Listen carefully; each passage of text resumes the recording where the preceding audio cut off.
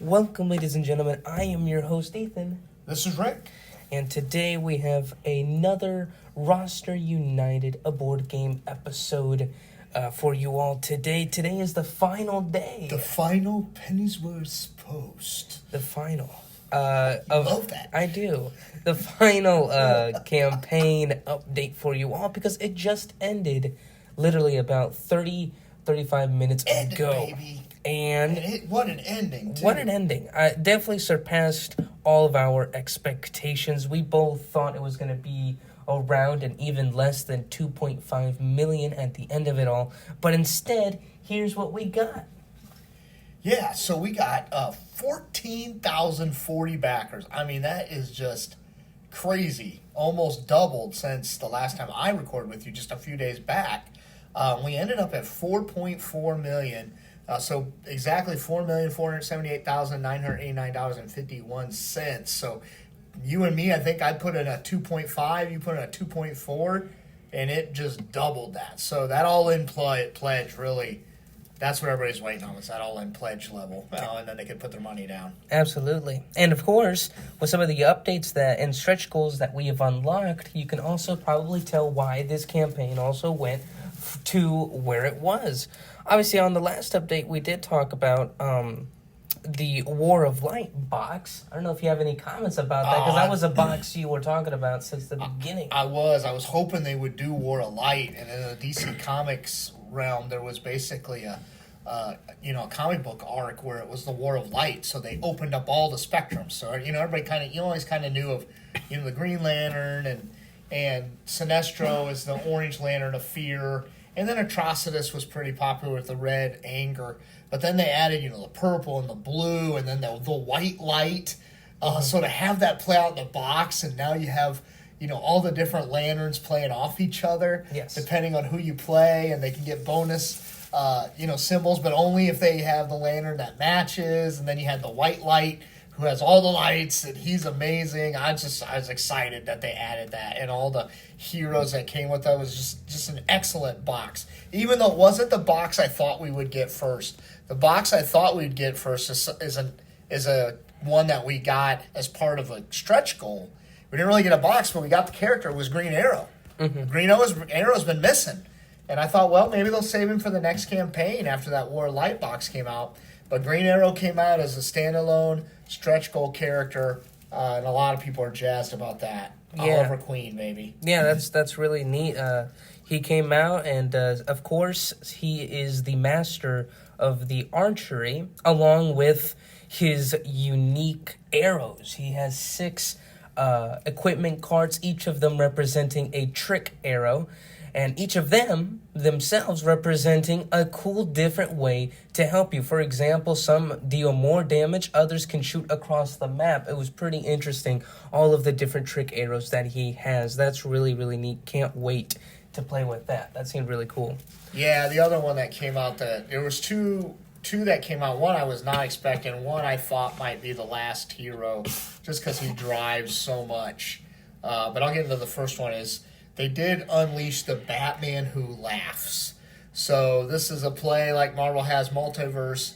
The Batman Who Laughs is a version of Bruce Wayne from a dark universe, dark multiverse, in which he's infected with the Joker serum. So he basically is a dark Batman, and he's a red character in the game. He runs the Dark Knights, which are other Bruce Waynes and henchmen from other characters. So you have like the Batman from the different Earths, Earth 11, Earth 32. Like the Batman from Earth 32 can actually neutralize lantern rings. He's the Green Lantern version of Batman, but he's evil. That's cool. You have the Doomsday version of Batman, which is the one from Earth 1, and he regenerates. I mean, it's just crazy. It is. And the Batman Who Laughs was actually tasked by the Dark Bat God to invade the multiverses and take over. So, kind of crazy. Definitely a Jokerized version of Batman. Pretty nuts. It is, and that is just something really, really neat. I thought the idea of this character was something cool and interesting. I'm glad they brought him along. They also released a 7 Soldiers of Victory team deck, and since everybody is kind of talking about this breakout expansion, they've added some more heroes, or I should say, the Arkham Asylum. the Arkham breakout yes. mode, that comes out, with the expansion of the Arkham Asylum, and where you play as villains, and you're technically the heroes, I guess you could say, but you're the bad guys still, playing as if it was a hero, I guess you could say. So different deck that you'll be using called the Fugitive deck. They added Clayface, since he was another another stretch goal that we've unlocked before. They're adding him as one of the playable characters for that mode, as well as Poison Ivy. I thought that is really neat that they're expanding She's that. actually a hero character, too, now. You can play her as a hero character with that deck. Looking at that a little closer. Oh, yes. It says her hero cards, Clayface's Fugitive deck. So just a quick little note there. Fugitive deck only for the Breakout expansion. Hero cards are used just in general. So now Poison Ivy is a dual mode character, meaning she can be played against as a villain and or played with as a hero. So that's going to be very, very interesting there. Yeah, the other couple that we ended up adding was a popular character in the for folks is Lobo. Lobo is kind of this Harley-looking rider, bounty hunter character. He's a purple character because that's exactly how he is in the comics. Sometimes he's antagonistic. All he has loyalty to is the bounty. So if the bounty aligns him with the good guys, he's on the good guys team. If the bounty aligns him with the bad guys, he's on the bad guys team. So that was one I was fully expecting to come in at the end and be kind of that last character. Mm-hmm. Then we did get the promo box, which is almost like a throw-in one to me. Like, how are they not going to give you a box for all the different stretch goals? So we do have the cool promo box. It'll have the art on all four sides kind of thing.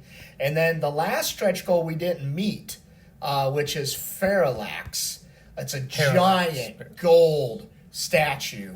It's the embodiment of fear. It's who feeds the fear rings. He's pretty awesome, and he's a giant mini inside of there. However, we didn't reach the stretch goal, but in the last update, they said that they would, as expected, unlock that for every backer. So every single backer is going to get that Parallax last sculpture. It's gigantic. It's kind of got the cool gold plastic, and they're giving that to everybody. So real quick, if for some reason you didn't get a pledge to the campaign, though, they are going to allow late pledges. That's one thing cool that GameFound allows them to do pretty easily. And we're looking forward to that. So if you missed the campaign on today's date, you're listening to this a little old, we're recording right now at 9:27 Eastern Time on the East Coast. All right, just Eastern Time on the East Coast. Wow, that's pretty bad. Today on July 31st. So if you missed that, you've been traveling to Gen Con, forgot about that, didn't get a chance to up your pledge, you'll be able to do that moving forward.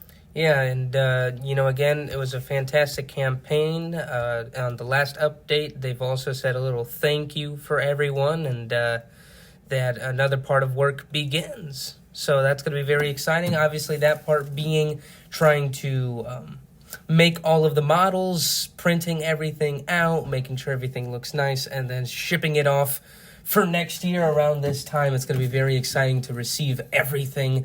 I just can't believe that the campaign went to excuse me, that the campaign exploded. I mean, it just absolutely ridiculous how big this campaign is. I mean, just huge campaign. And what's really going to be cool about it is, it's going to take a while. I'll be honest, I kind of got a little fatigued after the multiverse campaign, and we haven't even gotten that yet, and we're getting this. But as they unlocked this, as they brought in the different sets, as they brought in the different modes and the Arkham, and they really leaned into the DC universe, I got excited. I'm not going to lie. I'm back into it. I'm ready. I can't wait for this set.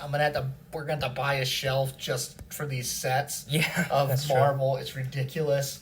It's redonkulous.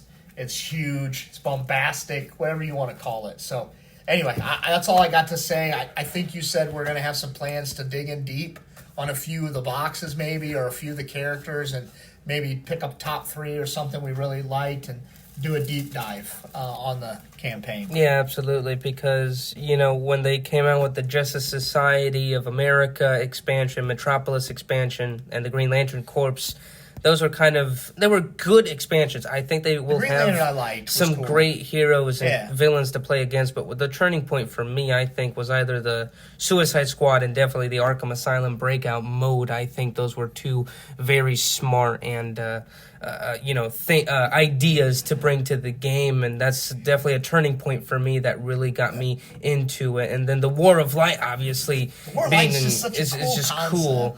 But the Arkham Asylum we knew a box was coming with the missing Batman villains. There was no way you weren't going to have a game. Joker's in the base box, but there was no way you weren't going to have a game without the Penguin or,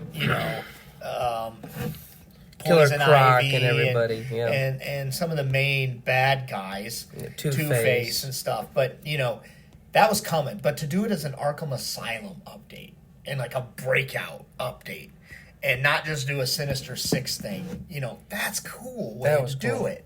Yeah. And then, you can use these guys in the Suicide Squad, mechanics to do kind of a Sinister Six one from the previous one.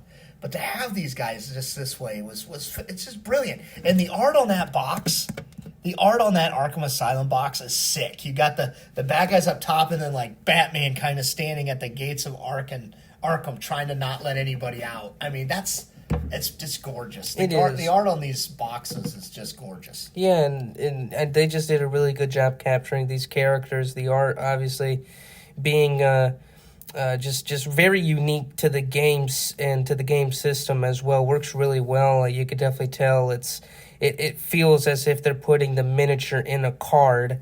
And I just like it. And I thought, how would Superman look? How would Batman look in the artwork? And they really did spot on exactly what I thought it would be. I really liked it. I liked the equipment cards and their arts as well. But just having, that thematic, that extra theme in the cards and the gameplay is something totally amazing. And this expansion, the breakout mode, is definitely a gameplay that I'm going to be playing a lot, even if it's just by myself or just in general, just playing with everybody. I think that game mode is going to be something very, very unique. And, and it's just, there's just so much to like. Again, 9 total boxes here. 9 total boxes full of content coming next year. I haven't counted it yet. In the future episode, I'll count the total amount of heroes, villains, and dual mode characters or anti-hero characters, and we'll see the total results here. But there was definitely at least more than probably 45, 50 heroes, and probably more than 20 or 30 villains at least.